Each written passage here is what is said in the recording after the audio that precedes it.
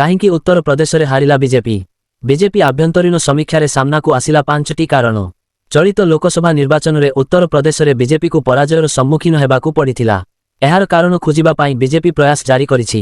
ଏନେଇ ଉତ୍ତର ପ୍ରଦେଶର ବିଜେପି ଅଧ୍ୟକ୍ଷ ଭୂପେନ୍ଦ୍ର ଚୌଧୁରୀ ଶନିବାର ଜେପି ନଡ୍ଡାଙ୍କ ଆବାସରେ ପହଞ୍ଚିଥିଲେ। ସେଠାରେ ସେ ଏକ ରିପୋର୍ଟ ପ୍ରସ୍ତୁତ କରିଥିଲେ ଯେଉଁଥିରେ ୟୁପିରେ ବିଜେପି ପରାଜିତ ହେବାର କାରଣ ଉଲ୍ଲେଖ ରହିଛି। ଭୂପେନ୍ଦ୍ର ଚୌଧୁରୀ ଉତ୍ତର ପ୍ରଦେଶର ସ୍ଥିତି ବିଷୟରେ ଜେପି ନଡ୍ଡାଙ୍କୁ ସୂଚନା ଦେଇଥିଲେ। ବାସ୍ତବରେ ଅଯୋଧ୍ୟା, ଫୈଜାବାଦ ଆସନରେ ବିଜେପିର ବିଜୟ ନିଶ୍ଚିତ ଥିଲା କିନ୍ତୁ ନିର୍ବାଚନ ପରିଣାମରେ ସମାଜବାଦୀ ପାର୍ଟିର ଅବଧେଶ ପ୍ରସାଦ ଏହି ଆସନରୁ ବିଜୟୀ ହୋଇଥିଲେ।